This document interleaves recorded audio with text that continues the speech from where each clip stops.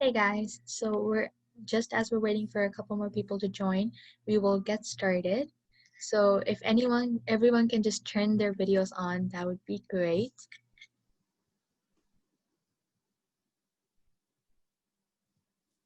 And we're just going to start with a question of the day, just to break the ice a little bit. The question of the day for today is, have you ever applied to work anywhere or volunteer? Where did you apply? Did you deal with an interview process? What was it like? If you guys can just unmute and just tell us, that would be great. So for example, I'll start. I have applied to Playland, which is an amusement park here in Vancouver. I also volunteered there, so I've been in 2 interviews, and both of them were group interviews. So we would sit at a table with 5 to 6 people and get asked the same question. So I guess it also shows leadership and just confidence and all those skills. So whoever volunteers to answer first or just setting an impression, like that's easier to do. So I've never been in one-on-one interview, which is kind of scary because I will have to one day. So yeah, I don't have that experience yet, but I have done group interviews. Anyone else? Hi. Um, I've done an interview for one of the internships that I did last year, and it was for a child development center. And so it was a really casual interview though, because basically we were student volunteers and we were being shadowed by like a speech therapist, and she was just introducing us to like the work that we were doing. And so like when she's asking questions, she just asked them casually and we just answered them casually because we were like gonna be chosen anyways.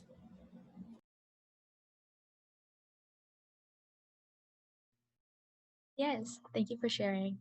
And that actually reminds me that I did a interview for a senior home as well, and that was also a group interview. But yeah, everyone was going to be chosen, so we didn't really have to worry about a lot, but still we had those formality questions, I would say. So it was still like nerve-wracking, but it was not that bad because it was with a group. Anyone else? Okay, so I think we will now move forward. So again, just a few reminders before moving forward. Please remember to keep your mics off and turn your videos on throughout the entire session. You may also use the raise hand function if you have any questions, and we will ask you to unmute whenever appropriate. You can also type your questions in the chat, and we will bring it up and answer as soon as possible if you are unable to unmute. We highly encourage you to participate in our session and use the opportunity to interact with us and make this session as fun and interactive as possible. Again, please remember to keep your videos on, as this is a way to confirm your participation and attendance.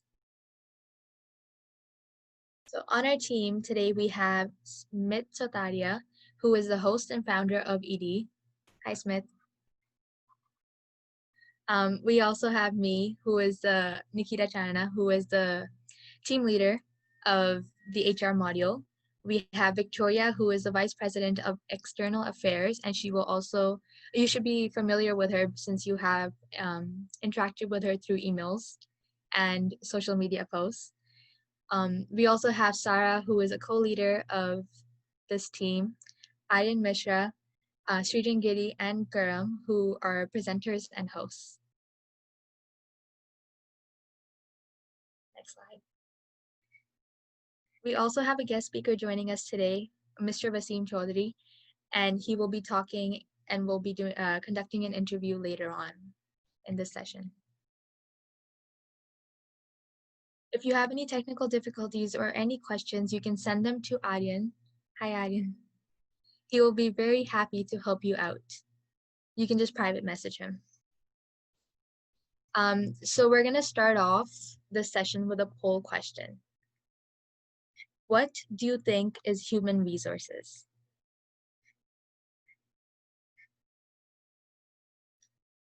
So you have three options there where people can find resources for humans, department in a business that is in charge of hiring, training, and administration, or a department in which it helps you get be good at your job.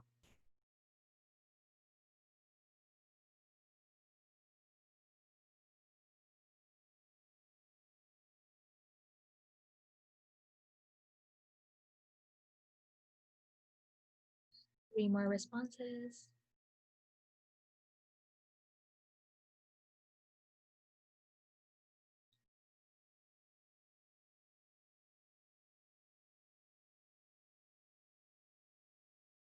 Okay, so most of you have chosen the correct answer, which is department in a business that is in charge of hiring, training, and administration. Um, that is correct, and we will be discussing this throughout our session. But I also want to acknowledge that option number three, a department in which it helps you be good at your job, is also very true because they train you and they train you to be good at your job. And the first one was just like a funny one. So good job, guys. Now I will hand it over to Karam. Hey, so today's session is geared towards giving you basic knowledge about HR. So we will be talking about various topics such as organizational structure, recruitment, selection, training and development, and so on and so forth. You can see the entire list of topics that we will be discussing in detail today. So I would request all of you to listen as nicely as you can, because afterwards we also have a fun activity for you where you will be able to apply the knowledge that you learn over here. So make sure you participate by using the raise hand function and unmuting when asked. And always keep your video on, because your participation is taken into account by virtue of your video being on at all times.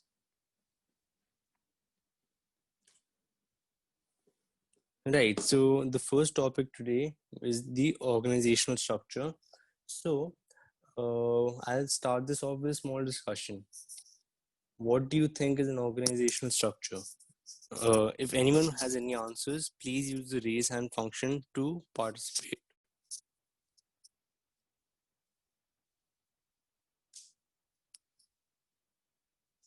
Does anyone have any clue about what an organizational structure is?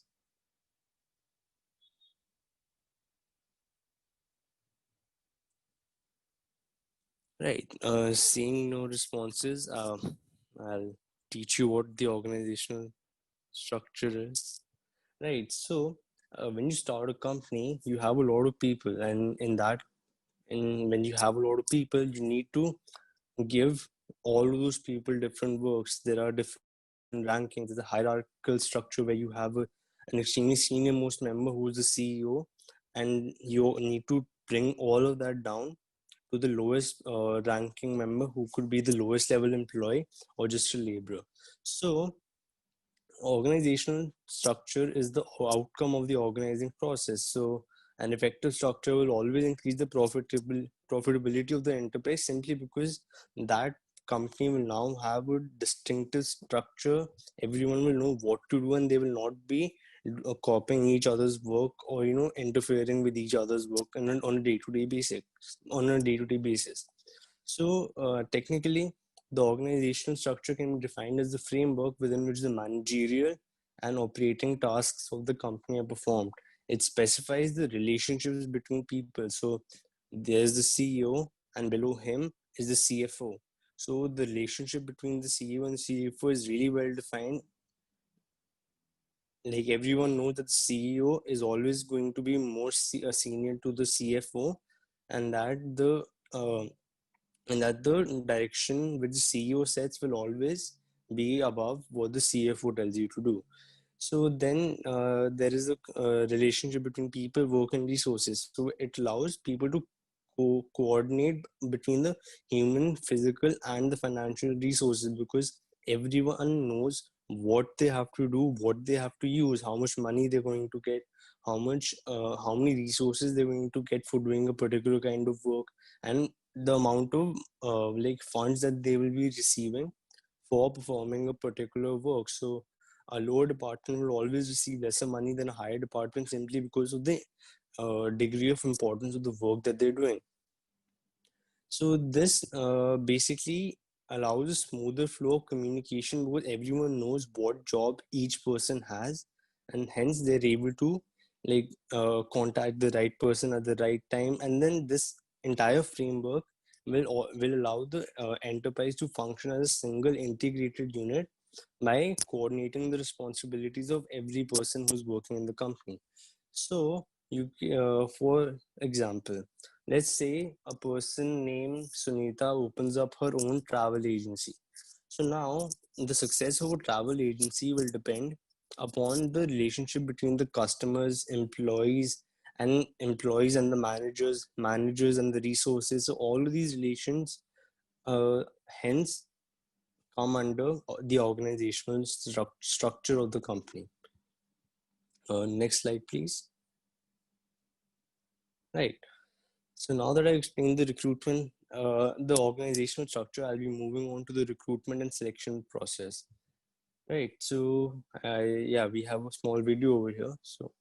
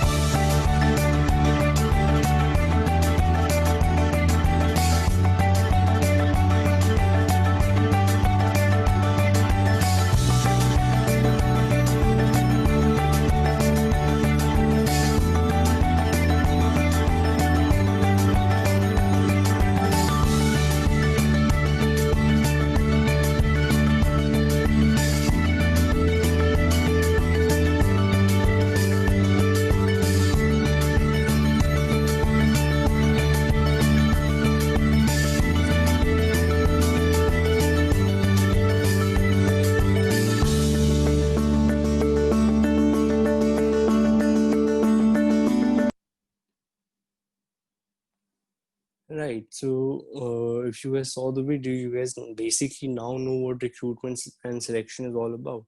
But here I am to delve into much greater detail into these two processes, simply because of the sheer importance that they hold when you have a company. So, let's say I start a company.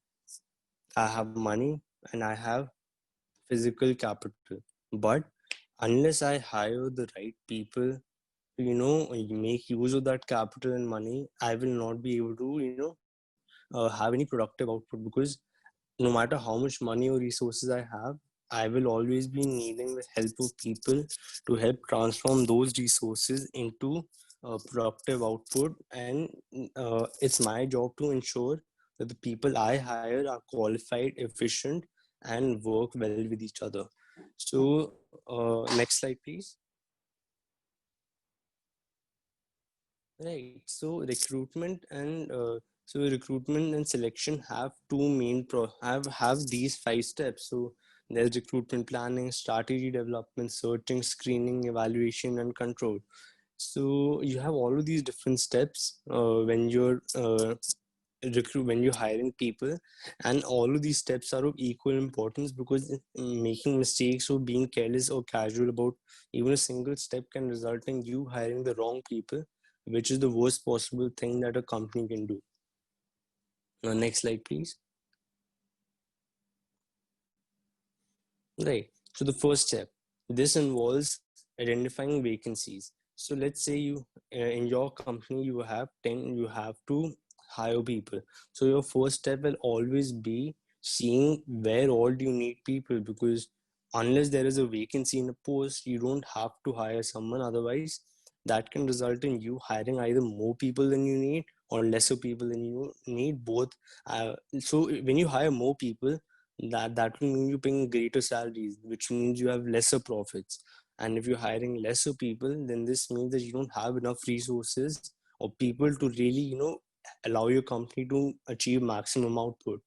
So once you've identified the vacancies in your company, there is job analysis, where we study the job, where you look at what jobs you have vacant, what sort of people you need. You need to basically have a detailed description of the jobs. You need to specify what those jobs require, the skills you need for that job, and basically the amount of money you'll pay for somebody who's working in that job. So then comes the second step. So once the identification of vacancies is done, you have to set up an HR team which helps you hire people. So over here you have to analyze your strategy. You have to collect data regarding what sort of people want to apply, what sort of people should be applying. You need to make sure that whatever you're doing is as efficient as possible and leads to you hiring the best people. So having a dedicated team of people who hire people will always ensure that you get the best possible talent in your company. Next. So now you'll be wondering, where do people hire from? So the third step is for a company is to select the medium through which they're going to be communicating communicating the vacancies which they have inside their companies to the prospective candidates. Well, again, recruitment involves publicizing information about vacancies in the company to people who are either jobless or are looking for newer jobs, so that they can be induced into applying for jobs. So that's the recruitment process. So recruitment process is also a positive process, because the company will want as many people as possible to apply for jobs, so that they have a greater variety of talent, they have more people to choose from, and it's always beneficial for the company to do so, because then they can choose only the best of the best. Okay, so in recruit, previous slide, please. Right, so in recruitment, you have two sources, internal and external. So internal sources of recruitment includes transfers, promotion, and rehiring people. So re-employment is not a major source, so we will not be discussing that. But let's discuss hiring. Let's discuss transfers and promotions. So let's say that I'll give you two cases to better explain this. So let's say I'm working in a company as an intern, a sales and marketing intern. So a promotion for me would be getting a permanent job at the same place, which means I have more responsibility. I can earn higher income. Whereas a transfer for me would be being a sales and marketing intern in Vancouver to becoming a sales and marketing intern in Toronto. So my responsibilities are the same, the amount of money I earn are the same. The me being prone to losing my job very quickly is also the same, but only the location has changed. But my job still remains at the same level as before. So now what happens, so the thing in internal, so I'll be talking about the limitations and advantages of internal and external. So when you have internal recruitment, it allows you to bring more peace and more commitment and loyalty into the company, because if people expect a promotion, they will work harder, they will be more loyal to the company. Then it also simplifies the process of selection and placement, because the candidates are already working in the company, so you don't have to take interviews, you don't have to look at the CVs and go through the entire process again. But the limitations over here in internal are, when vacancies are filled through internal promotions, then the scope for taking in fresher talent is reduced. So there is no like infusion of new blood into the organization, and it leads to a lot of inbreeding, because there's no new talent, no new ideas, no new knowledge. And then secondly, if people are given the surety that yes, they will get promoted after this much time regardless of the work, this may lead to them becoming more and more lethargic and lazy. Then external sources. So external sources is basically refers to all the external sources of recruitment which aren't a part of the company. So this is everyone who lies outside of the company and hasn't worked before with them. So the main methods why this through which this happens is advertisements. So in newspapers, on YouTube ads, etc., you'll see people promoting their jobs. You'll see them showing vacancies in various companies. So that's advertisement. It's the main source of external recruitment, and allows them to broadcast to a very large pool of people the different vacancies that they have. Then you have and then you have direct recruitment, where the company will put it up on a notice board that they have these vacancies, and people will be allowed to apply regardless of their job qualifications. So this so direct recruitment is usually followed for people who are casual workers, and like manual labor, etc., because there aren't a lot of skills that are needed for these jobs, so you can quickly take in people. So, when you use the external sources of recruitment, it leads to you getting a wider choice, because you get the maximum number of people applying for jobs, and this allows you to really get the best people. Then there is competition. So when you have competition, people are have an incentive to work harder, work longer, so that because this will allow them to really uh, compete with other people and beat them in terms of competition. And then the limitations, dissatisfaction among existing staff. So if a person knows that they aren't getting promoted, they aren't getting transferred, then they will not have a reason to work anymore, so they will become lazy. And secondly, it's a costly process, because you have to spend on advertising, you have to spend on employment agencies, etc., right? So now the fourth part. So once you have already gathered the people, once you already have a lot of people who are applying for a job, now it's your turn to cut them out and choose only the people who are fit for the job. So over here, you identify the top candidates among the application pool. This is the selection process. In the selection process, what you do is you basically cut down the people who you feel do not fit a particular specification of the job, and hence the people you're left with at the end are the ones who get employed. So like I said, recruitment is a positive process, but selection is a negative process. So why is selection a negative process? Because so from a large number of people, You try to bring it down as much as you can, so that at the end you're just left with the highest cream of the cream, where the people are the most qualified and are basically the most fit for the job.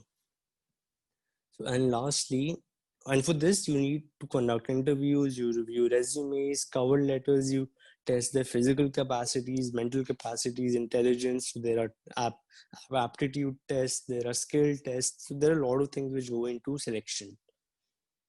And lastly, you have salaries and advertisement costs. So once the entire process is over, you need to decide salaries. You need to pay the people who advertise your jobs. You need to see if this recruitment process was efficient, because every time you perform a particular function in a company, you need to make sure that it's efficient. And if it's not, then you need to do something to make it more efficient. So if a company is spending way too much money on a process of external recruitment which is not yielding them enough talent, they will cut down on that and spend that extra money on some other method of recruitment which will allow them to earn more money. Next slide. Right, so now I will be speaking about training and development. Next slide. We have a video for that.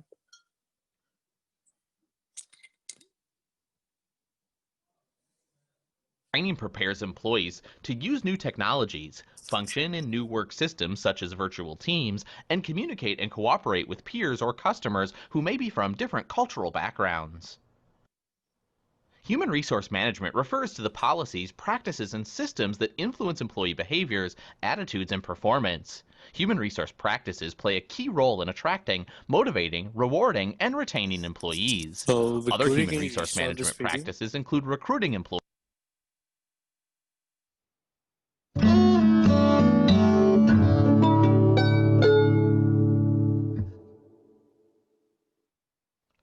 Training and development can contribute to companies' competitiveness. Competitiveness refers to a company's ability to maintain and gain market share in an industry. Companies are experiencing great change due to new technologies, rapid development of knowledge, globalization of business, and development of e-commerce. Also, companies have to take steps to attract, retain, and motivate their workforces. Training is not a luxury, it's a necessity if companies are going to participate in the global and electronic marketplaces by offering high-quality products and services. Training prepares employees to use new technologies, function in new work systems such as virtual teams, and communicate and cooperate with peers or customers who may be from different cultural backgrounds. Human resource management refers to the policies, practices, and systems that influence employee behaviors, attitudes, and performance. Human resource practices play a key role in attracting, motivating, rewarding, and retaining employees. Other human resource management practices include recruiting employees, selecting employees, designing work, compensating employees, and developing good labor and employee relations. Human resource management is one of several important functions in most companies. Other functional areas include accounting and finance, production and operation, research and development, and marketing. Keep in mind, though, human resource management practices, such as training, can help companies gain a competitive advantage. The company needs to produce a product or service that the customer values.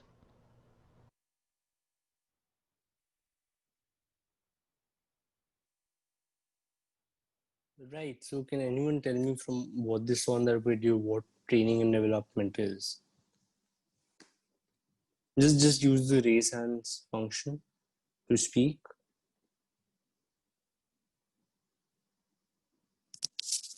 Does anyone have any idea what training and development is?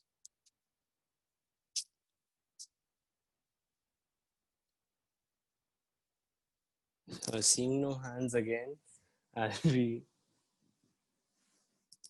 okay. We have an answer. Yes, training and development is to train the employees. Yep. Right. So I'll just start off with a small quote that I read somewhere, which I feel is kind of relevant over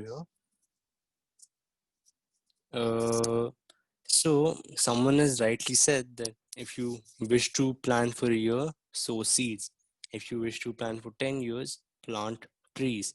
But if you wish to plan for your lifetime, develop people. So the only relevant point over here is develop people. So training and development is an attempt to improve the current or future employee performance by increasing an employee's ability to perform through learning. So this can be usually by changing the employee's attitudes or increasing his or her skills and knowledge. So as you can see, training is teaching and developing any skills and knowledge or fitness that's related to their job. It's specifically to improve the person's ability to perform the job that they're doing. Whereas development is slightly different in the sense that it basically allows an employee to develop themselves as a whole. So this can be through not only things which improve their job performance or job efficiency. This can also be through providing them with self-confidence workshops, teaching them how to speak better publicly, how to engage better during Zoom call meetings, etc., etc. So all of this does is it basically keeps them up with the times. It allows them to improve their skills. It allows them to basically be better at the job. So training methods, so there are various training methods. So there is on the job methods, off the job methods. So on the job methods will refer to those things which are taught while the employee is actually working, whereas the off the job methods are used when the employee is away from the workplace. So on the job methods includes apprenticeship programs. Then you have coaching. So apprenticeship programs and coaching are the two main methods by which you train people, whereas development can take place through an unlimited number of ways. Like I said, you have workshops for public speaking. You can teach people to be more responsible with the work. You can teach them how to meditate. So all of these things lead to development, and so this promotes your maturity, self-actualization, and allows you to increase the employee's abilities in the long term, because a company is usually never made for the short term. They usually made for 5, 10, 20 years. So you may want to develop your employees so that they increase in efficiency. Next slide. Right. So now I'll be telling you the benefits of training to the organization. So training is a systematic learning, which means that you teach your employees a very specific thing related to their job. So there is no hit and trial. You reduce the amount of money you're wasting on this because there's a very, very specific process. There's no confusion. There's no duplication of efforts. People aren't going haywire, seeing what to do now, what to do now. So they know how to train. They know what to teach them while training. So it reduces your efforts and money.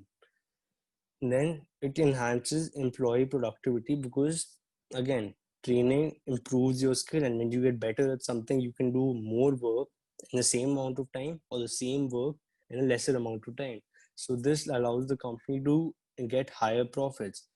Third, training will allow the employees to basically have the ability to get promoted or to take over the role of the current manager by teaching them the different managerial and operational skills. So these are the benefits to the organization, but now training will also have benefits to the employees. Next slide. Right. So improved skills and knowledge due to training, this leads to better careers of the individual, because now the employee will have better skills. They will have better knowledge about their job. They will know how to operate machinery better. They'll know how to work with others. So all of this leads to them having a better and more fruitful career. Then increased performance by the individual helps him to earn more. So so a lot of companies usually offer performance based income. So a part of your income will be fixed, but the rest of it will be dependent on your own performance. So the more work you do, the more efficient work you do, the better you communicate, the more leads you generate, the more revenue you earn for the company, the more the company will pay you to keep you in working. And third, when training also allows people to become more efficient while handling machines. So most companies depend upon laptops and computers to really do their work. Now let's say you have Excel is an extremely important thing which you use while working in jobs. You need to make balance sheets, you need to look at your revenues, you need to consider your expenses. So there are a lot of things to do with Excel which a lot of people don't know how to. So training workshops where you learn how to operate Microsoft Excel will allow you to become more efficient and at using it. So machinery also can include physical machinery. So when you look at manual labor, a lot of them aren't exactly completely sure about how to operate a particular machinery. So they go through month-long, 2-month-long training workshops which make them much more capable and equipped to handle a particular piece of machinery. Next slide. Right, so now I'll be coming on the topic of managing employee performance. So when you talk about managing employee performance, next slide, please. So it refers to the set of processes and systems which are aimed at developing the employee and also like analyzing their performance so that you can keep a check on all of the employees. You need to make sure that the people you have hired are working well, because work does not stop once you have hired or recruited or selected the people. It continues after that. You need to keep a check on how people are working. You need to look at how much revenue they're generating. You need to see if they're even generating any revenue, or are we paying more than what they're getting us. So you have to look at all of these different things when you have hired people to make sure that the company is working efficiently. You need to see if people are working according to their job. You need to then also help people get better at the job. You need to train them. Do you need to basically teach them how to work, how to align their work, their job to achieving the goals of the organization. Because at the end, regardless of what the employee does, what the company really wants is achievement of the organizational goals, which can be more profits, which can be generating maximum revenue. So that depends upon the organization. So performance management is a shared responsibility between the human resource and the management. So it is the HR's role to ensure that this process is well designed, and that the managers have all the tools that they need to ace the performance management process. Next slide.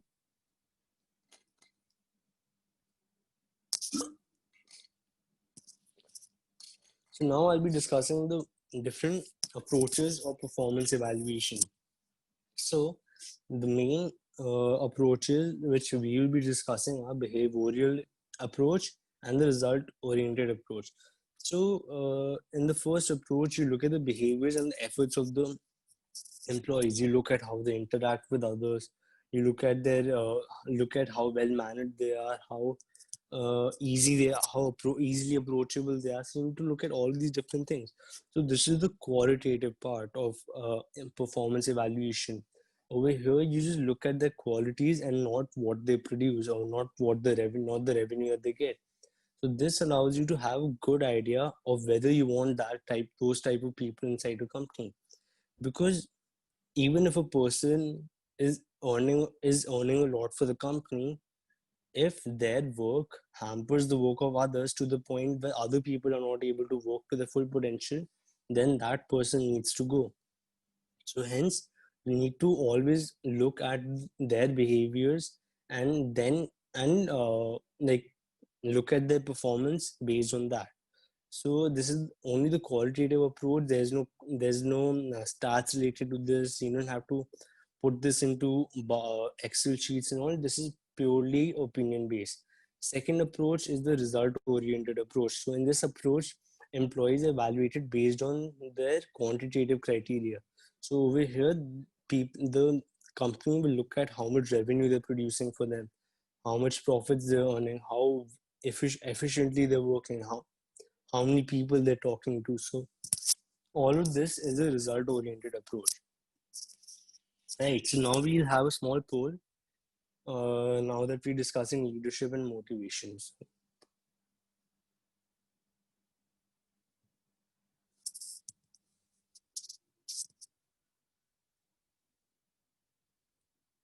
Wait, I think we got the wrong question.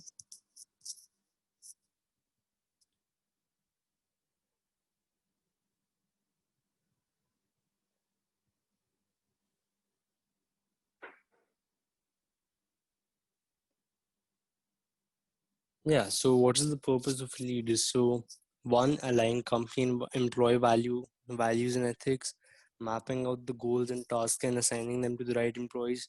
Third, motivating the subordinates to work harder by being a good role model. And fourth, guiding the decision making process. Right. So now we have the second option getting the most number of clicks, but I'd like to tell you that all answers over here are correct because it is the job of the leader to do all of these things, because only when the leader motivates their subordinates, teaches them to work better, reviews their work, gives them the work, and that's how the leadership becomes a better leader. Right. So next slide, please.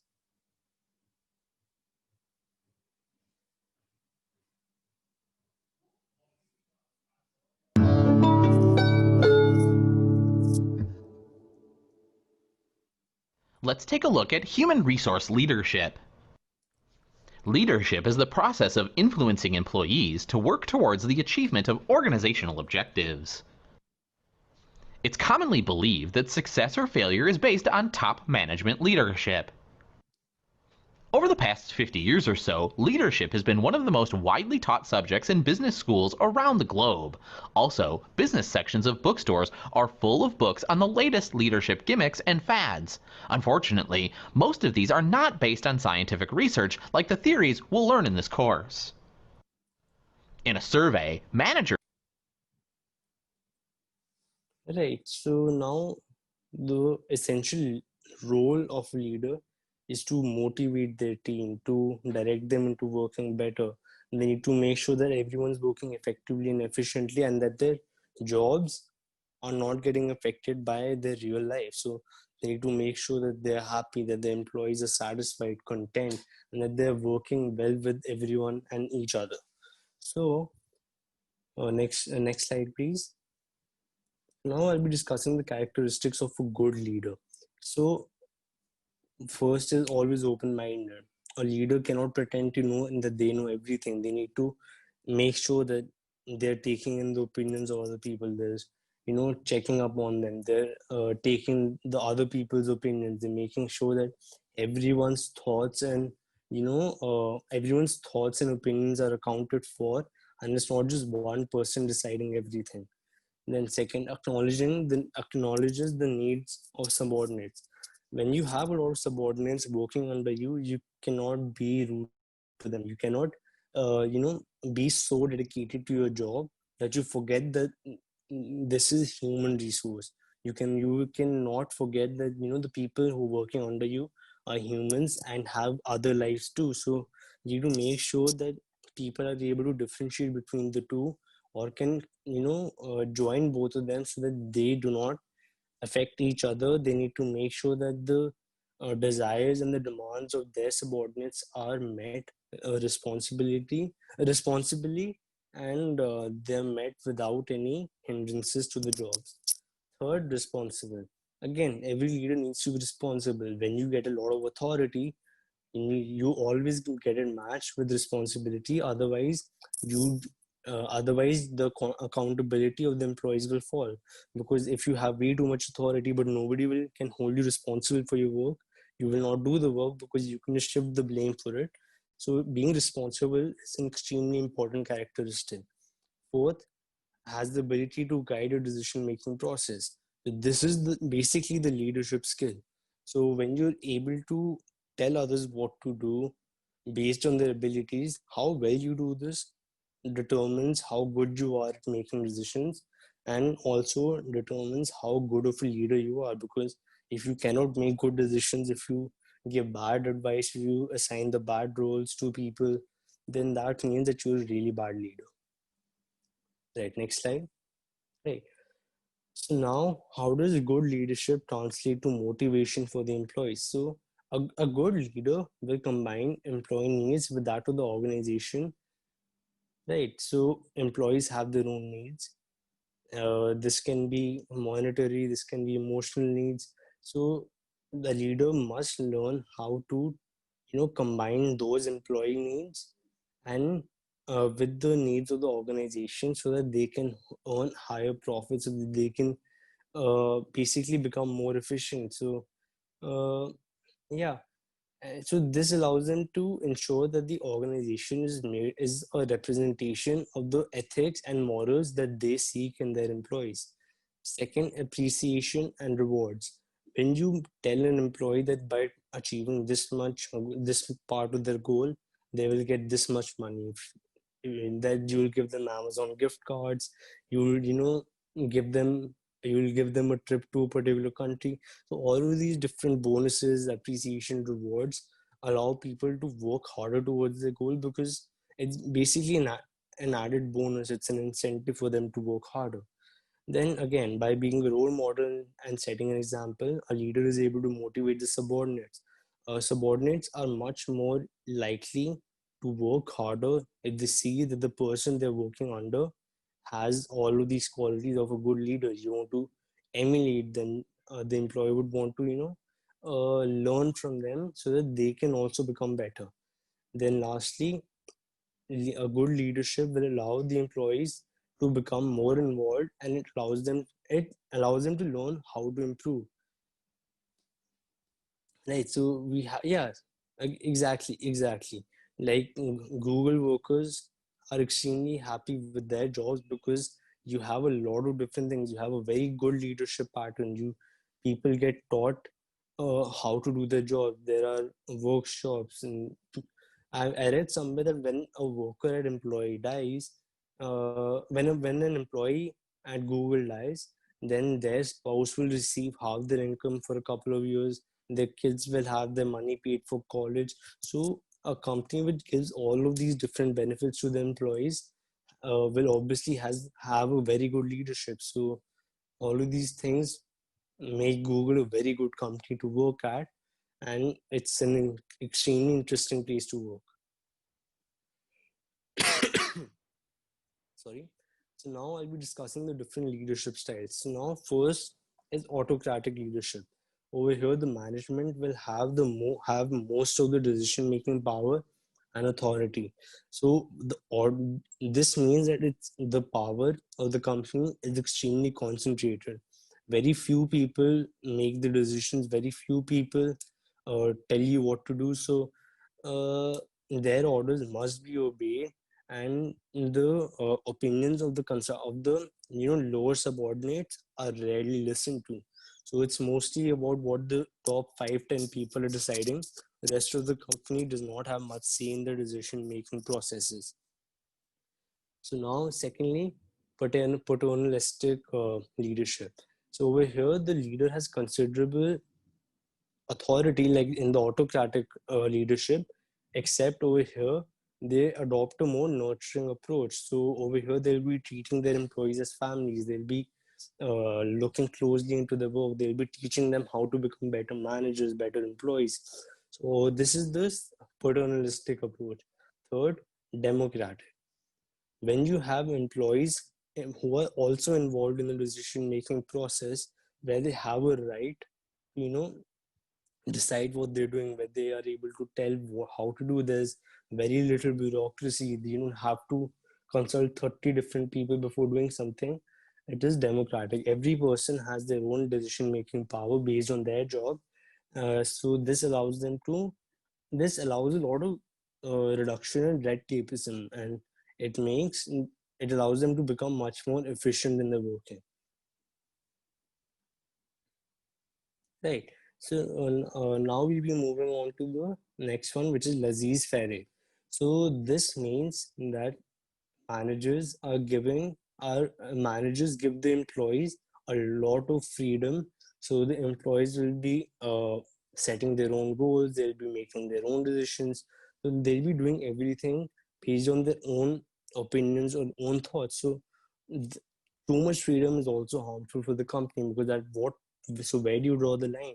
So because when you have a lot of freedom, they follow their own methods, and when you follow only your own methods, it sort of removes consistency from the company, because 10 people working at the same level doing using different methods removes any shred of consistency which the company would want to have while it's working. So lastly, you have situational leadership. So over here, different situations will require a different form of leadership. So like I said, we discussed 4 different leadership styles, and in situational you can have a mix of all 4 of them. You can have one at a time, you can have two at a time, depending very much only on the situation, right? So now we have a poll. uh,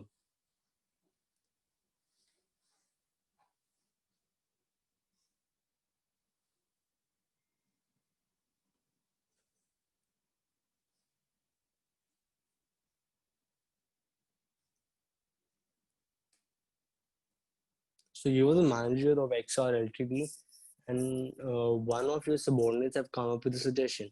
So what you as a leader should do? So acknowledge the suggestion made by the subordinates and take a look at it. Ignore the suggestion made by the subordinate. Third, ask him to work on the suggestion. And fourth, ask him to come up with more alternatives to his suggestion.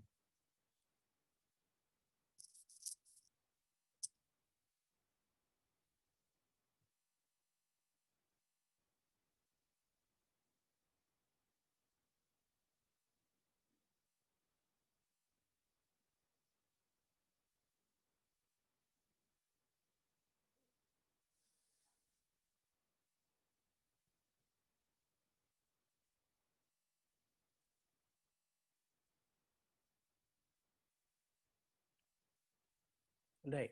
So now we have the first one, which is also the correct answer. Which so most of you guys picked the correct answer.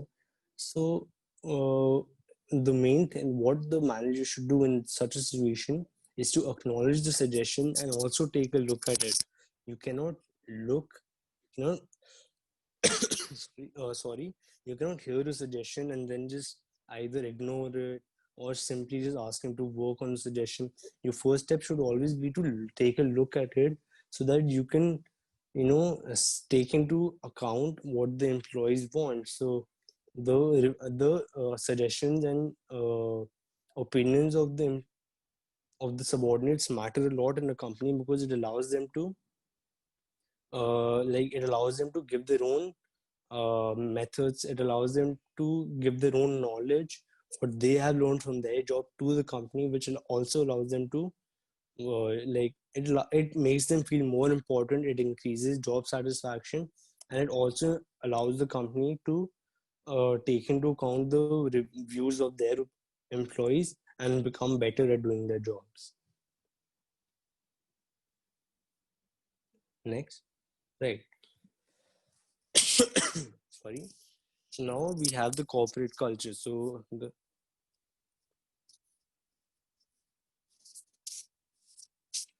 in corporate culture, corporate culture refers to the attitudes, experiences, beliefs, and values of an organization.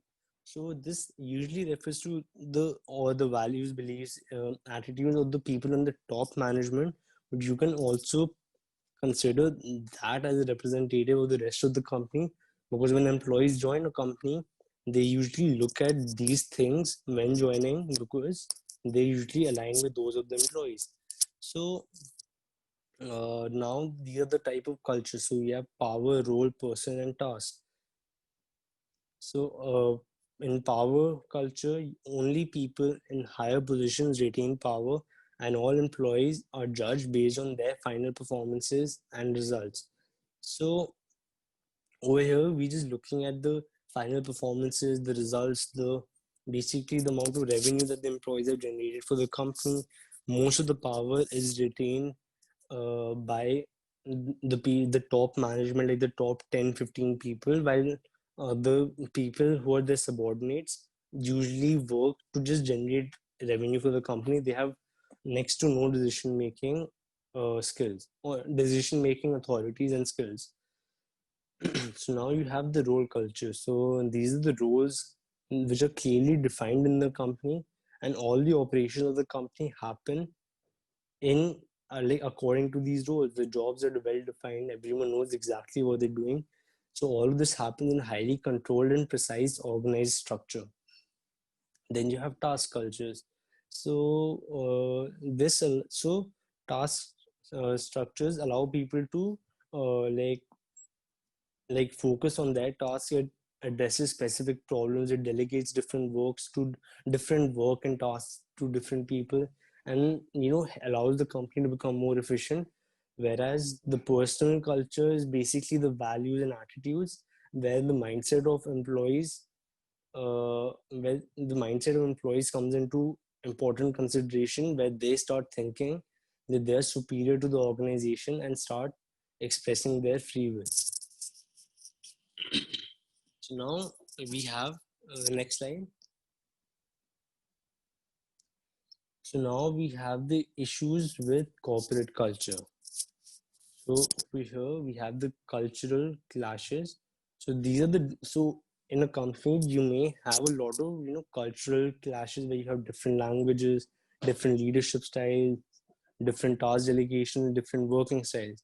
So this is according to so all the possible cultures that I mentioned before can have a clash. So different languages. So when you have 10 people speaking in Spanish and 10 people speaking in French, you can have a cultural clash, because all 20 people cannot integrate the work efficiently, because they will not be able to basically you know work well together, because they can't communicate properly. Then you have different leadership styles. So if you have a couple of managers who follow a democratic leadership style, and on the other hand you have people who follow an undemocratic culture, undemocratic leadership style. What this leads to is that um, it leads to jealousy amongst the people working under them, because an employee would obviously want their opinions being taken into consideration, and when they see their employees not being taken into consideration but their fellow employees having a say in their jobs, it leads to jealousy. It leads to them not wanting to work for the company, and it leads to employee dissatisfaction. Then you have different task delegations. So again, when you delegating different tasks to people, if you have different methods of doing that, if you don't look at the skills of people, if you don't take the resumes, the interviews of the people, and you delegate the skills wrongly, the tasks wrongly, then that can lead to cultural clash. Then lastly, we have different working styles. People who work differently cannot work well with each other, and it hence becomes more difficult to integrate their work and direct them towards achievement of organizational goals.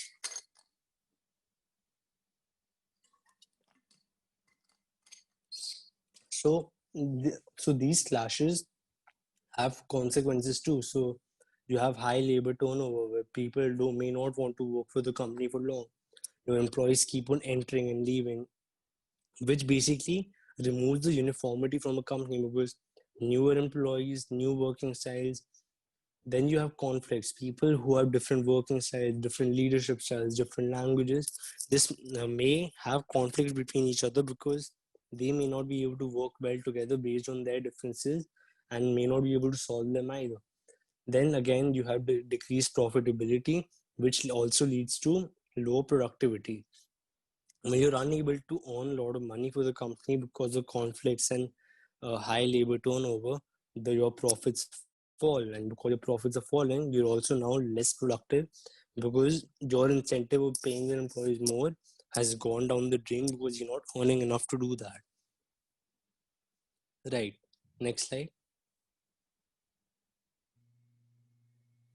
Okay, so now we will be jumping over to the interview.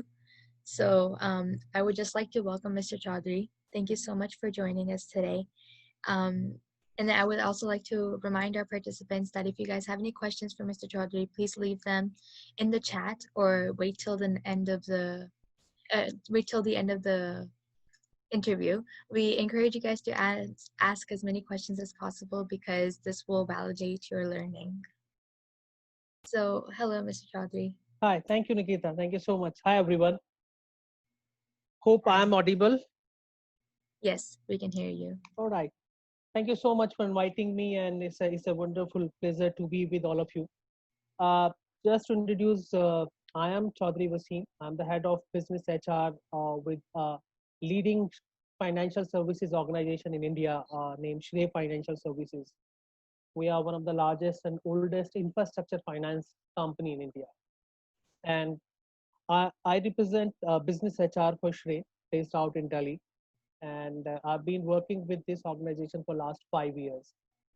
Prior to that, I worked with a insurance company, Aviva Life Insurance, for 8 years as a business partner HR.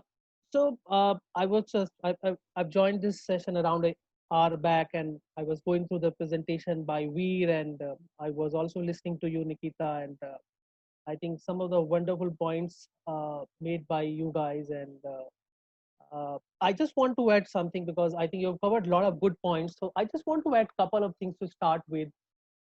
Nikita, in the survey, you talk about what is the role of an HR, right? And there were a couple of options out there, right from, what the HR do. They do recruitment, they do learning and development, they do, administration and other work also. Uh, just to add something out here, one of the most key aspect of HR these days, which has been developed or acquired globally, is the business HR role, the role of an HR business partner, and this is something which emerged around a decade back. What is the role of an HR business partner? Because we've been listening and hearing about HR, what they do. We talk about payroll administration, performance management, learning and development, and all that. And historically, HR as a function is being considered as a cost function. However, things have started change in last couple of years. From a support or a cost center, it has becoming a business partner. So I've been a HR business partner, so obviously it is very close to my heart, and I've been doing a business HR role for over 10 years now, in my previous organization, in my current organization also. So Veer was like talking about the learning and development. Primarily, he was focusing on the same. I just want to take that example and just try and explain how well, try and explain how HRBP can help cater businesses to grow. So the role of an HRBP is to build that bridge between HR and business. So HRBP role is primarily to develop the HR strategies and align them with the business goal. So talking about L&D, so we have to do learning and development, of course, to develop the competency, to bring out that culture, to improve, enhance performance of the organization or the function. However, how we'll do that? What sort of trainings are required? How we will find out that which sort of training programs are right for the business? So this is the role where HRBP comes in, the business HR role comes in. So as a business HR, to work very closely with the business. And if I'm saying that work very closely, that means that we should know business as well as business team knows. First of all, wherever you work, whether you work into a financial services or an IT company or a consumer durable, whatever business you go into as an HR professional, first and foremost important thing, you understand the business well. If you really wanted to justify your role as an HR, if you don't understand the business well, you will not be able to align your strategies as per the business demand. So you need to understand the business well, and to know the business well, you have to work closely with the business. You have to align yourself with them, and you should help them to create that level of a confidence in the HR function. So in my role, which I've been doing currently also, in my earlier role also, I work very closely with the business leaders to understand what is their expectations from HR, what they what they expect from us as an HR function, which help them to bring out that sort of a facet, that sort of a outcome which is being demanded in the very very competitive environment. So coming back on L&D, so we work very closely with the business team. We understand what are the challenges they face day in, day out, and how we can develop a program which can help them to bring out best of the best from their, function. So this is where my role comes in. I work with the different business leaders. I discuss about the challenges they face, kind of manpower issues they face, the kind of skill or the competency shortfall they have, and accordingly, then I go back to my L&D team and discuss with them, and we plan a program for them. So this is one thing. Not only about L&D, it now help for each and every function. Talk about the performance management system or the succession planning, right? So all these, or the performance management system, rewards and recognition, all these programs, so is being driven by the business HR team. So why I'm focusing on business HR? Because I don't see in V's presentation there is anything specifically about business HR role. So I thought of picking it up and share with all of you guys so that you can also connect well. So just quick question, maybe any one of you answer. Have any one of you heard about HRBP or business HR role in last couple of years? Do you have any idea what is the role of an HRBP? Anybody can share. You have any sort of an idea about it?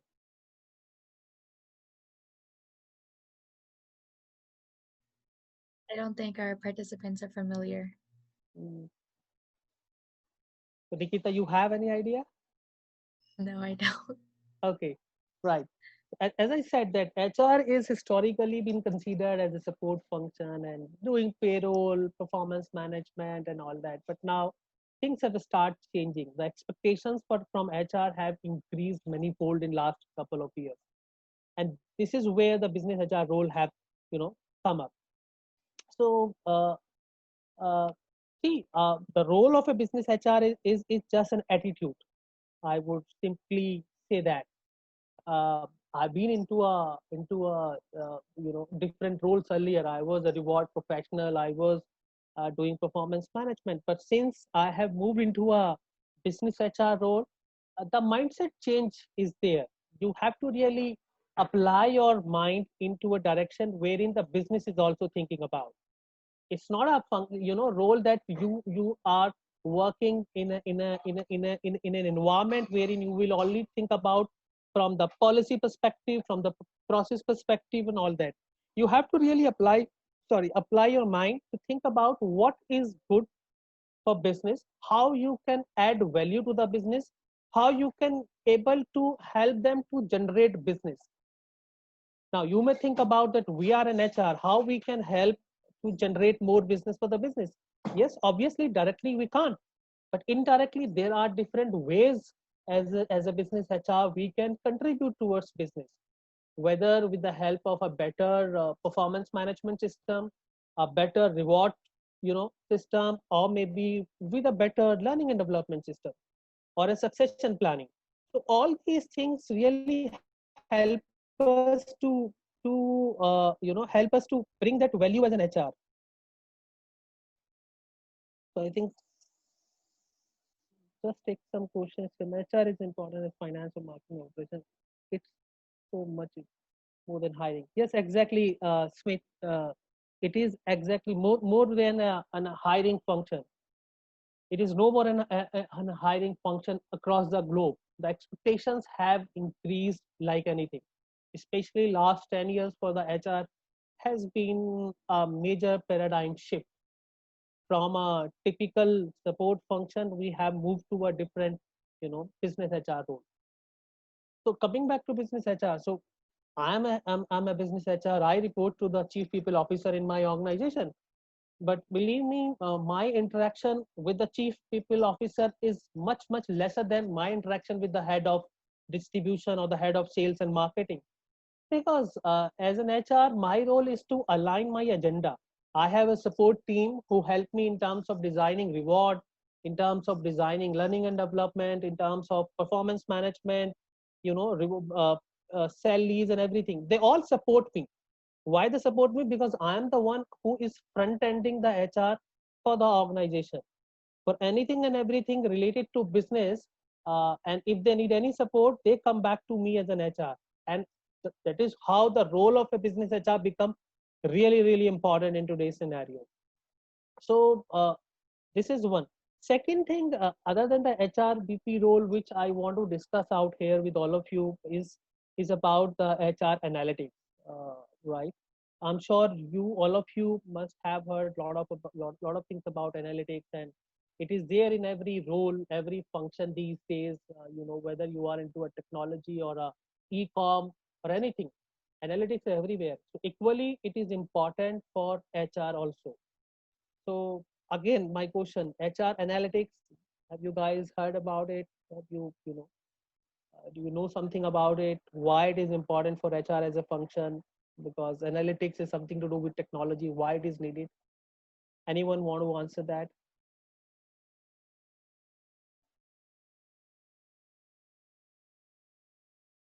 Or anybody know anything about HR analytics?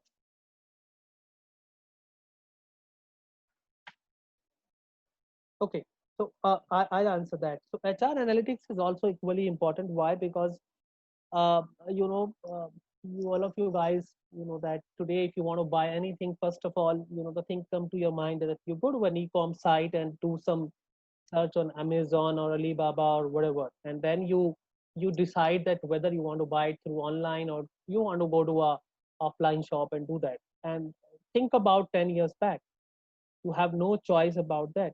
Maybe there was no site as such. You have to literally go to the market, do some research, do some go to different shops, and there's a there's a more money you were spending, and then you may end up not able to get the best of the best product. uh, so I think this is how the technology things have come up in HR also. 10 years back there was no technology. Now there is a lot of technology in HR, and HR analytics is one of the most important role these days. Why? Because to take better decisions in an organization, you should have some data, you should have some analytics in place, so that you should be able to uh, enforce your own decision, that you taking a right call and you get some right direction with the help of this data. So HR analytics is something which was not there maybe a couple of years back, but then it has also developed a important role in the HR function. So this is a second most known role in HR these days after the business HR role. So I just wanted to focus on these 2 points because I have missed out these points during this last 1 hour discussion which I was hearing about it. So uh, anything else specifically you want me to focus on now? Because it is better if you can ask questions and probably I can answer them in a better way.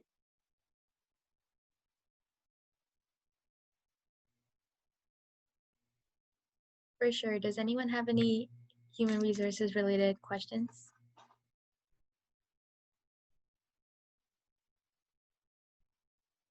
I actually have some questions about your job. Yeah. Okay. So how did you end up at your job right now? Like, what did you study in school to end up in HR? Right. So primarily during my schooling, everybody at that point of time around 18-20 years back used to have either they want to go to and become a doctor or an engineer. This is what the Indian philosophy is, and this is what 99% of the parents want their kid to be, either a doctor or an engineer. So obviously my parents, because I am from a mathematics background, my parents want me to become a engineer, and then I prepared for an engineering for a year. I took a drop after 10+2. Somehow I was not able to get an admission in the college I wanted to. And I took my admission into the graduation, and I did my BSc in computer science. And I thought of I'll do and go into a technology side and do an MCA or something else maybe after my graduations. But during my graduation, I realized that again, technology is not my cup of tea, the hardcore technology. So during my graduation, I read about MBA and then human resources and all that.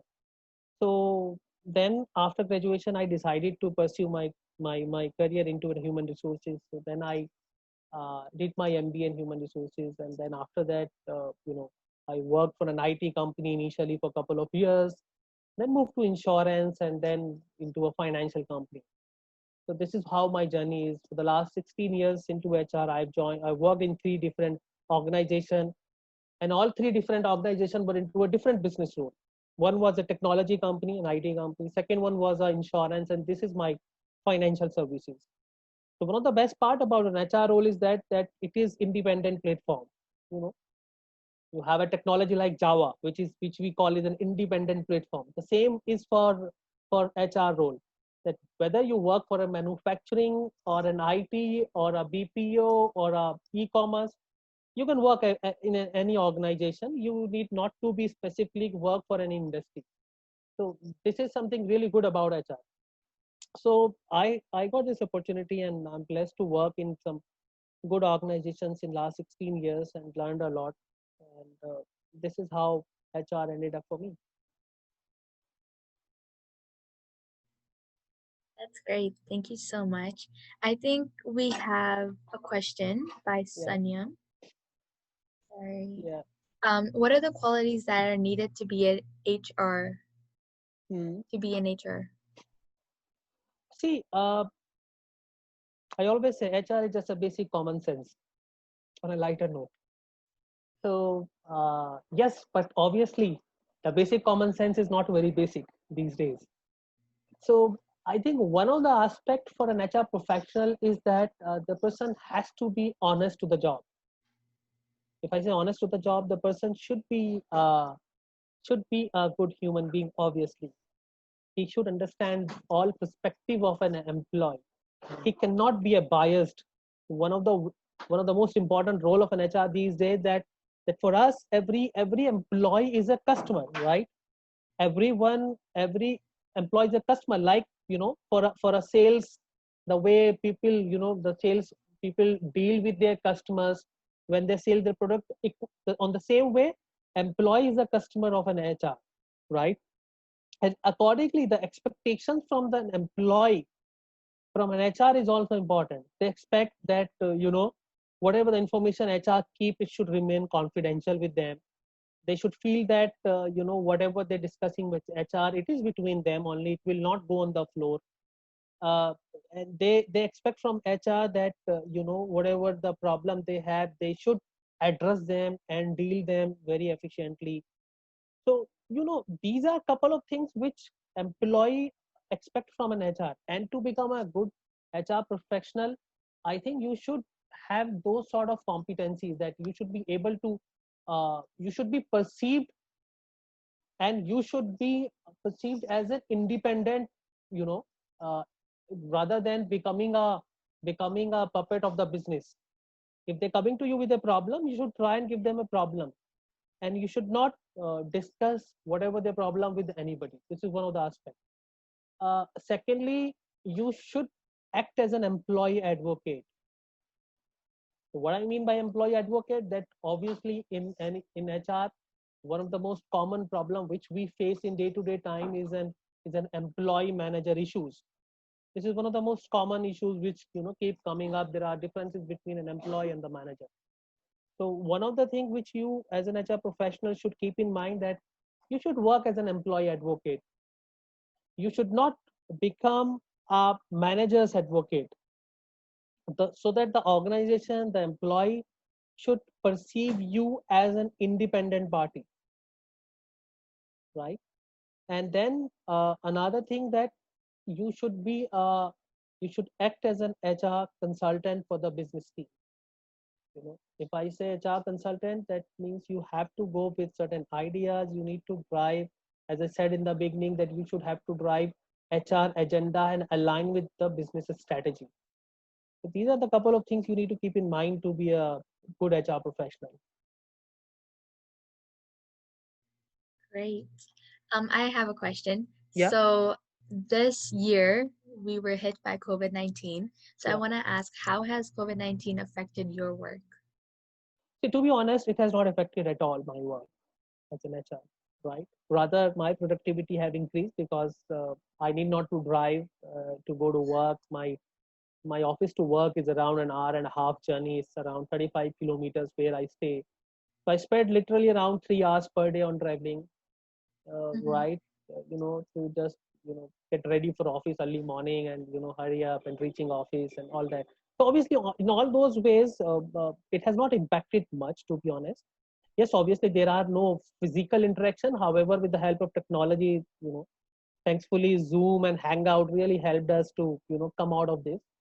So as an HR professional, I would rather say it has not impacted, but it has impacted the businesses, of course, obviously, because we were not allowed to go out. The business was not able to, uh, achieve their target. Although challenges are there, but as an HR professional, I don't see any issue. But yes, for the years to come, it is gonna be a change.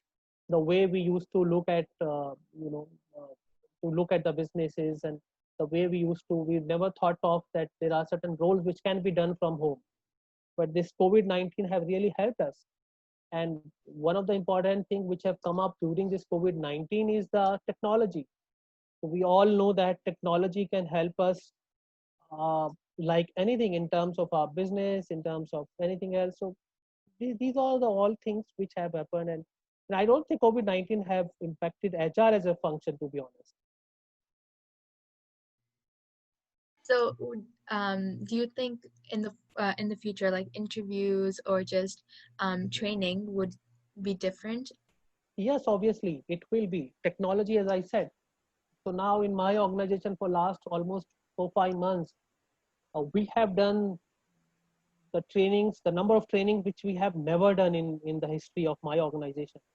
Every week there are trainings which are happening, multiple trainings happening with the help of technology, which we may not thought about in a normal scenario, right? Because now with the help of technology, the training is on the go. Wherever you are, you just need maybe a tab or a smartphone or laptop and a internet connectivity. You can do that. So I think this is something which we have discovered during COVID-19, that the technology can play a very important role for HR also. We are doing a lot of L&D programs. We have been interacting with the employees and addressing right from our MD CEO level to the bottom line. I've been addressing a lot of employees over these Zoom calls. So technology have really helped us, and this has given a different perspective to HR as a function. And we are moving into a lot of other technology, aspects also. Mm-hmm. Yes, technology has been helping us a lot this year, Yeah, especially. yeah, yeah. Yeah. Another question by Sarah: what do you like most about your job? I think I really love to interact with the people. This is one, and I love because I feel that now as an HR, I am contributing to the business, because maybe when I started my career, as I said, maybe 10 years before, this business HR or HRBP role was no more there. It was more of a support function, and the way business look at HR is only during the annual appraisal time, or maybe some learning and development. But now there is hardly any day when business will not come back to us and ask for our expert advice, whether related to people or business or target, rewards, anything. So I think yes, I love to interact with the people, and this is the best part of my job. So I had a question. So at Entrepreneurs Deck, we Yeah, aspire to, build up entrepreneurs all around the world, and we have yeah, participants who want to be entrepreneurs. yeah, yeah, yeah. So what would be the one advice or a piece of statement which you'd like to give to our participants Mm-hmm. who are starting to, looking to start their own business? I think one of the aspects they need to look at when they start their business, rather I would give two perspectives, not one. One is that uh, we have seen a pandemic situation, COVID-19, and across the globe, everybody, the way we used to operate any business, the perspective have completely changed. There's a paradigm shift in the way things we look at. A lot of businesses have been closed. A lot of businesses have grown, but yes, to become future proof, we need to really think about that how technology can help any business to grow. how we can make any business future proof with the help of technology, because technology is something which is unavoidable. You just cannot avoid it for business, for HR, for anything. So I think technology is something which somebody has to really think about and invest. Number two, when you want to start any business, you have to really invest in the people you have. So in one of the presentation, I think Veer was rightly said that if you really wanted to, you can plant a tree for 10 years, but if you want to make it a lifetime, you have to invest in your people.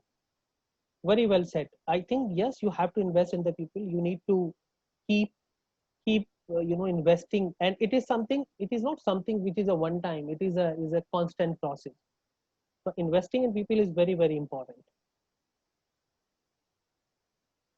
So one question which came up to my mind right now is, Yeah. there are huge companies who are like laying their people off, and there are many furloughs going on. So you said your jobs have not affected, like HR people have not been seen any huge changes. But what about the general people who are, the common employees of the company? Their jobs have or might not have been lost. So how would this impact your position as an HR person? It might be Sorry. difficult.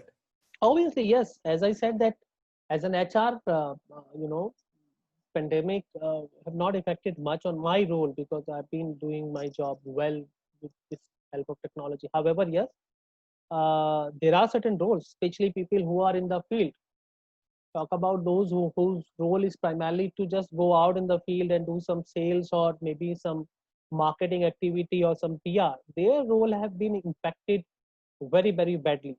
And yes, obviously, in any organization, when a role of a frontline team is being impacted, obviously the entire organization will have a deeper impact of it, right? So, having said that, it's not that if my role as an HR is not being impacted, that means that everything is that good in the organization. Obviously, the impact will be there on HR also, no doubt about it. However, we have to be positive. We have to look at the situation now, that how we can develop the organization competency, how we can use technology in a better way. So now, if you look at my organization, so we have worked very well in the last couple of months on the technology front for the sales team. We have done a lot of new. We have come up with a lot of new technology tools which help us to grow our businesses, because we have to sustain in the business. So there is no way out, that we can't run away. We have to be in the market, so we have to develop the new ways of doing business, and technology is something which has helped us. So yes, impact is there on HR also. If the impact is there on the business side, then HR will not be spearheaded. The impact will come on HR function also. But we have to look positive. We have to see that how we can sustain now. It's a question of sustainability, at least for next couple of months. But we're seeing a positive side now, that maybe in couple of months when things start moving up, things will be again be very normal. We actually have a couple questions lined up in the chats. So within a small organization of 30 to 40 employees, will the Mhm. absence of an HR make a noticeable difference? See, in an organization of 30 to 40 people, I would say the CEO or MD is an HR, right? Wherein you have people, you have very small, group of people.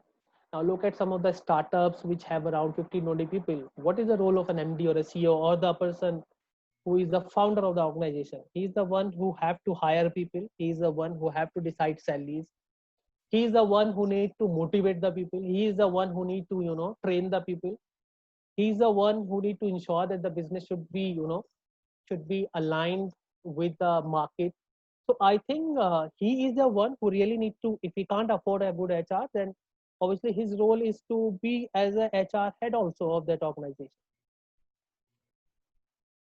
I agree. For us, it has been Smith, and he's been doing a great job at that. Yeah, right. Another question is, what is the work and life balance in your job? Mm, I think yeah, work life balance. I look at a very different perspective, but yes, obviously, uh, uh, from your perspective, it may have a difference of opinion. But I would say work-life balance is something that is there within you. So now for last 5 months, I've been working from home with my family and my, uh, 6-year-old daughter, and they've been with me throughout. They've been seeing me working, and they've been appreciating me because they have never realized that how much I work. When I come back to from work late in the night, my daughter may be sleeping, my wife is like waiting for me for dinner. They may have a different view that why you've been late, and I can just explain them. But now no need to explain them. They have seen me working. So actually it helped me to manage my work life balance in a better way because they have seen me working. This is one. Sorry. But I think work life balance is something which is there within you. Till the time there is no stress on your mind, till the time you enjoy your work, till the time you love your job, uh, I think there is no work life balance challenge. Yes, obviously you have to give time to your kids and your spouse, your parents, your family. So till the time you are doing just you are justifying all that, I think there is no work life balance issue. And personally it helped me during COVID. They have seen me how much I work and they appreciate that. For sure. Yeah. I think this is our last question. Yeah. What is the biggest obstacle in your job or in HR in general? I think biggest obstacle in general, if you talk about, is the expectation. Obviously, always an MD will have a very huge expectation from every function and equally from HR, right? And to meet their expectations, we have to really keep developing ourselves. So HR as a function is not something that we have done something today and then we can cherish it for the next 10 years. Every day we have to do something. Every day we have to come up with the new ideas. Every day we need to contribute to the business. And as I said that if the role of an HR have changed in last 1 decade from a support to a function to a true HR business partner who is helping business, then the expectations have also increased like anything. For me, every day I get so much challenging situations from the business side, be it related to people strategy or business targets or rewards or learning. And to meet the business expectations, you have to be on your toes all the time. So I think meeting business expectations is one of the most challenging tasks which you have to do. But obviously if you do your basics correct and if you do your basics right, it can be done easily. It's not something that which can't be done. Okay. I think Aryan has the last question. Yes, sir. It it is post this pandemic. Do you think work from home may become a new culture, as it will save a lot of cost for organizations? Yes, obviously it will be, and it will be across organizations. So a lot of organizations were doing work from home policies and all that, but certain organizations were never thought about it. But now organizations are talking about not only from work from home, they're talking about work from anywhere. So wherever you are, you can work from anywhere. You can work from home, you can work from a cafe, you can work from a whichever place you want. It will save cost, and also it may increase the productivity also. And there will be certain limitations to it. However, it's about the mindset, it's about the culture. So I think it will be the new norm now. Okay.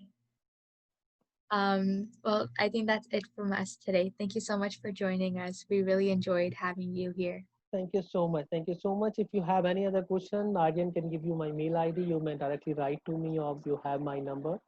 I'll be happy to help you out, guys. Yes, that would be great. We can forward that to all of our participants in Yeah. the email after our session. Right. Thank you Thank you so so much. much. Pleasure interacting with all of you. Thank you. Enjoy your day. Yeah, thanks. Bye-bye.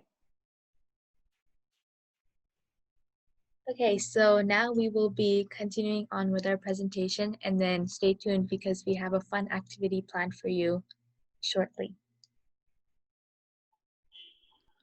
Thank you, Mr. Chaudhary, for your wise words on human resource and surrounding topics. Coming over to human resource management, which I'll be referring as HRM, before explaining what do you think HRM really is and why is it needed in every organization for effective working? If you guys can put in your opinion in the chat box or via raise hand function, it'll be great.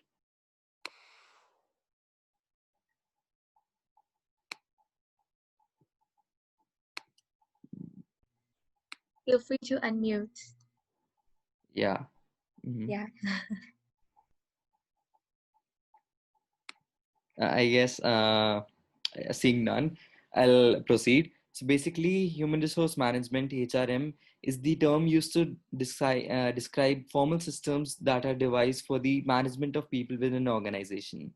The responsibilities of a human resource manager falls into three key areas. Firstly, staffing.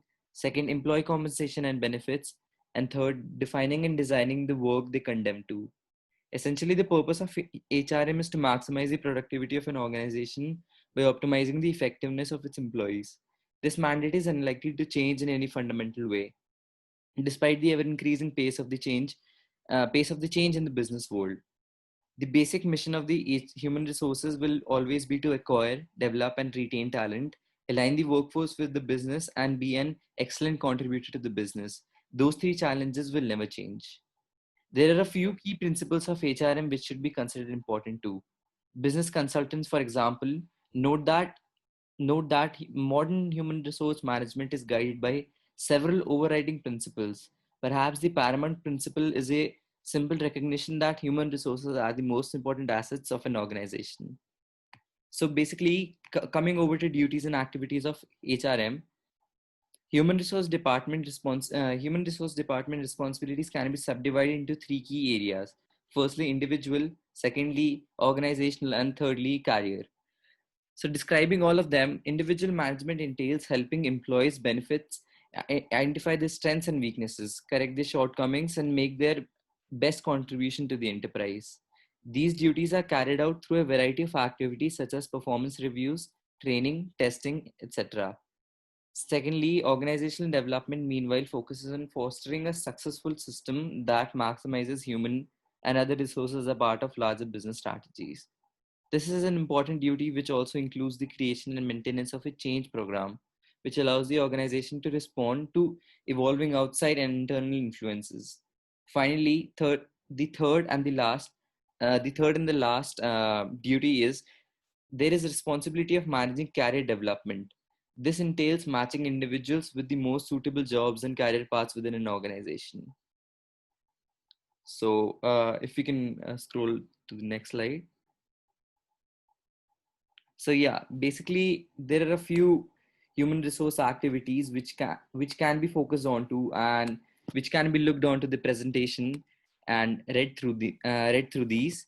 First is some of the important tasks: searching for the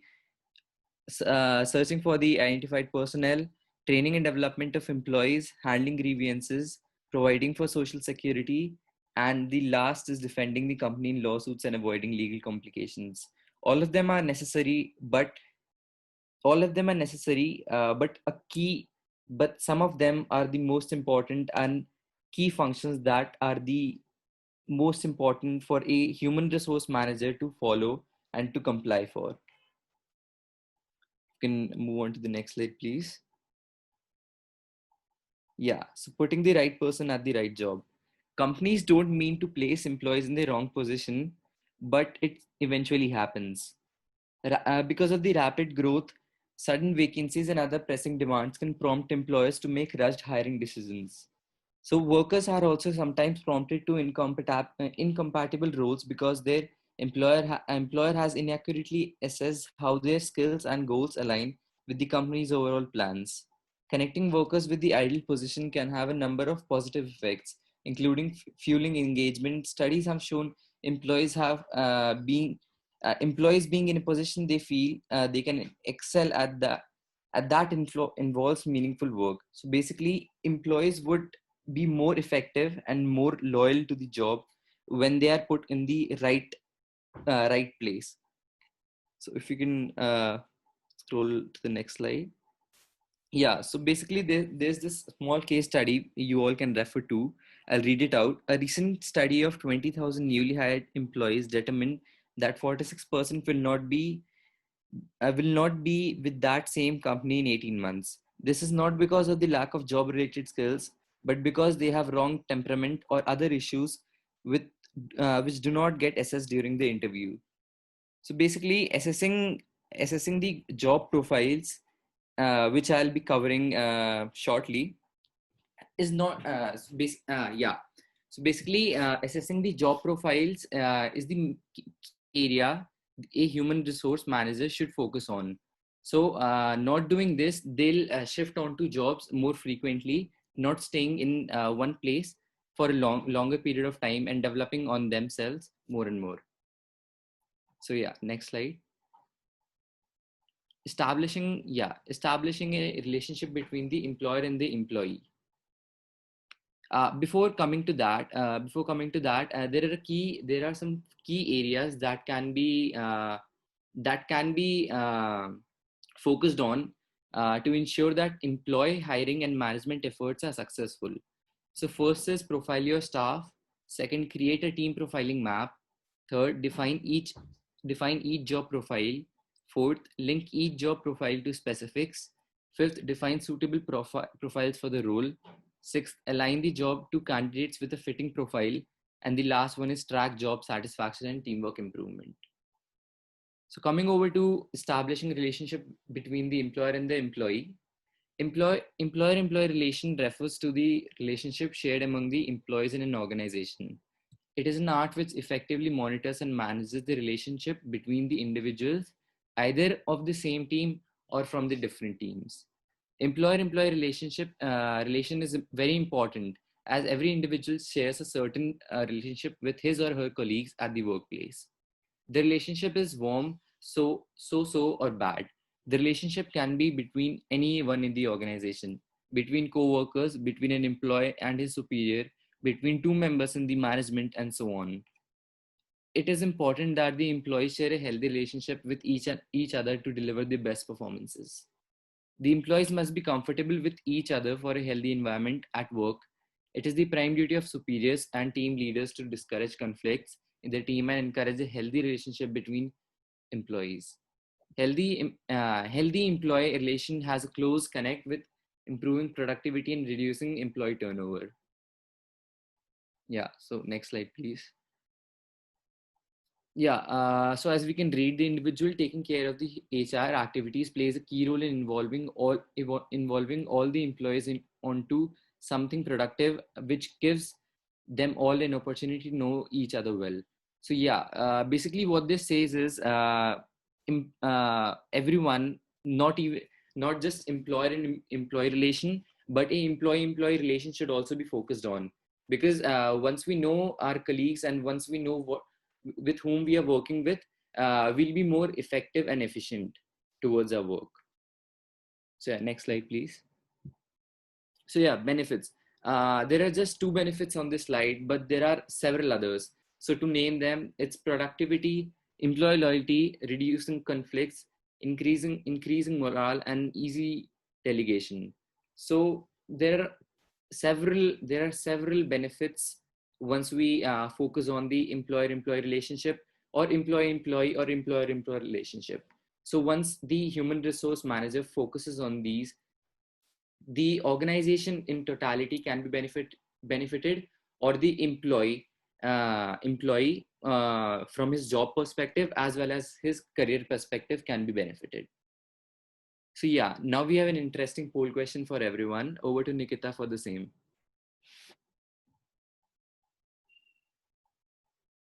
So do you want me to read it out? So yeah, the company Blue Cars has suffered losses for the first time owing to falling employee productivity and interest. What should Blue Cars invest in order to increase its profits? So yeah, the options are in front of you.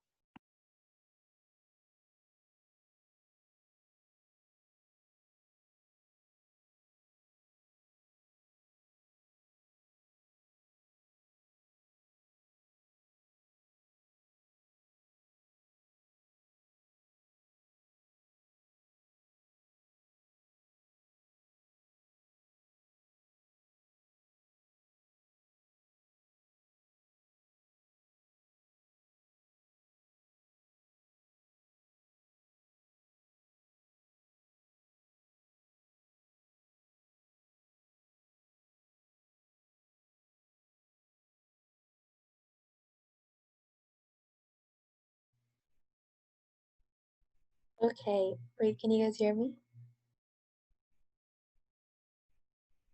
Okay, so most of you guys chose option number 4, which is improving relations between employer and employees. And number 1 was also chosen, which is training and development of its employees.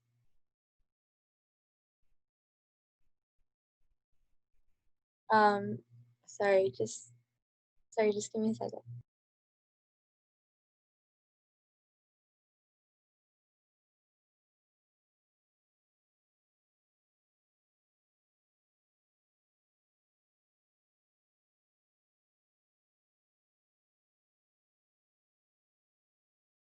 Sorry about that, guys. So yes, the correct answer is training and developing of the employees, because to increase the profits, you will need to train your employee to do better at their job. So yes, good job. Sorry, we'll be now moving on to the case study. So Sarah will lead that. Before we move on to the case study, the word of the day is transaction. I've also put it down on the chat, so please note it down, and you have to fill it in the post session form.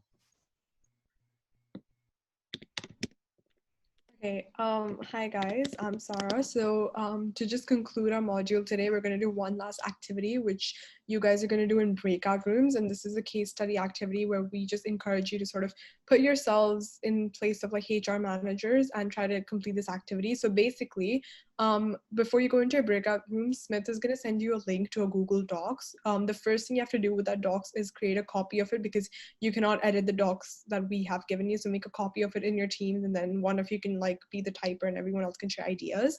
So the task is you have to assume that there is a company called ABC Systems which sells FMCG products, and the company is lately suffering due to its high attrition rates, which, if you don't know what attrition is, it's basically just an increase in lack of productivity, efficiency, and quality of work. So in this case study, we want you to see how ABC Systems can improve its recruiting process and focus on maintaining the efforts required for fulfilling a job vacancy. So in the document that you will receive shortly, there are going to be some potential steps of a recruitment process listed, such as sending out a job advertisement, etc., etc. So these steps are going to be listed in a table in a random order. Your job, Smith next. Oh, sorry, Victoria, next slide, please.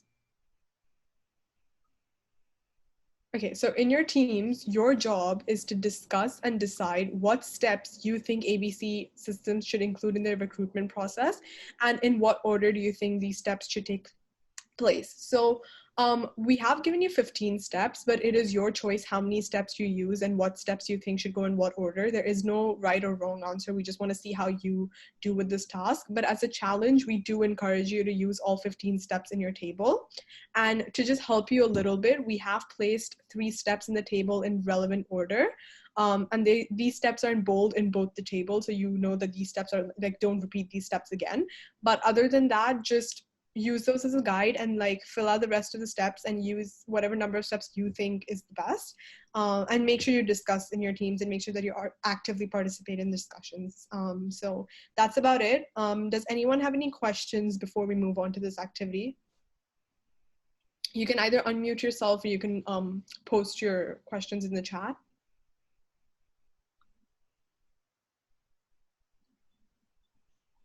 Okay, just like open the link that Smith has sent on the chat. That is what you and your team are going to be using. And remember, make a copy. And I think we can now be split into our breakout rooms. I think we can just discuss it over here. Like we'll back up, and then we can just let all of our participants discuss amongst each other. Okay. All right, so then we can edit. Can someone like share screen for the link?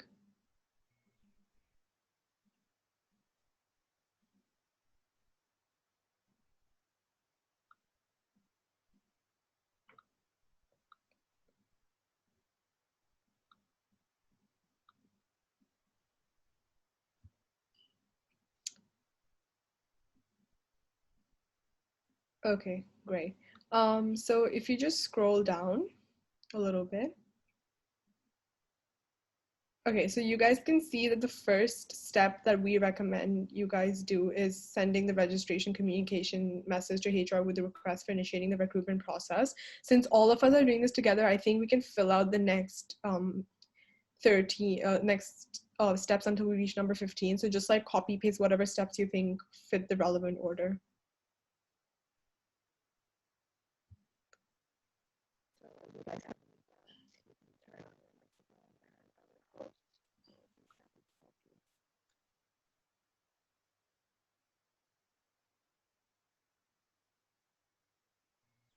You guys can also discuss amongst yourselves over here by just unmuting your mic. And yeah, good luck. And like I said, there is no right or wrong answer. There is certain steps that we recommend, but like this is up to you. So whatever you think fits wherever, just like put it in and then we can like work around that step.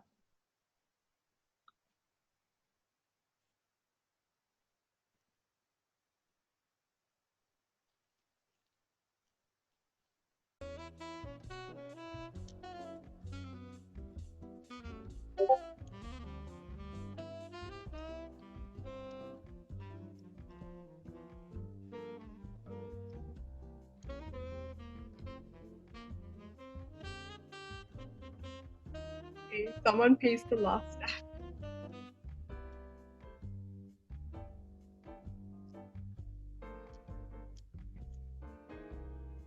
All right, great. So okay, great. So can everyone see the document in front of someone? Just deleted 2 steps. Okay.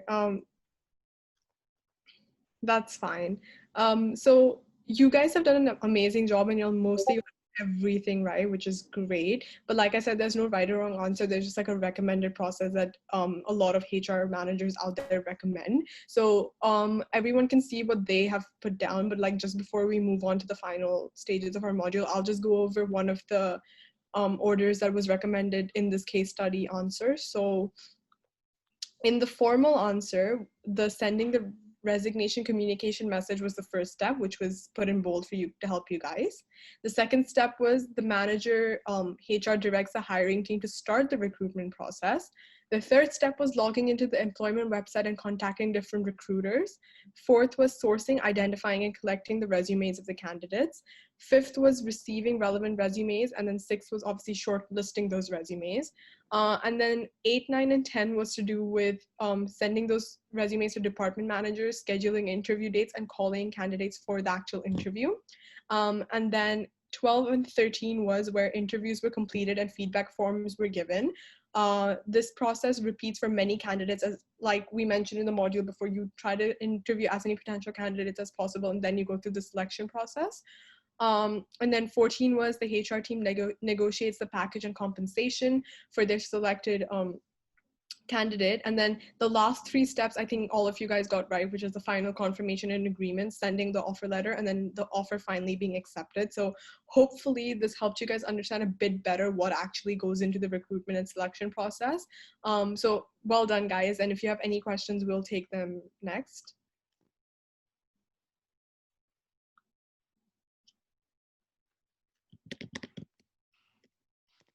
Yes, great job, everyone. If you guys have any questions about our session or just in general, please let us know right now. You can unmute your mic or just type it in the chat. Also, guys, I think a lot of people left because we overran, but we were supposed to be discussing the contest questions, but I think we'll discuss it on Friday now because a lot of people left the meeting today in a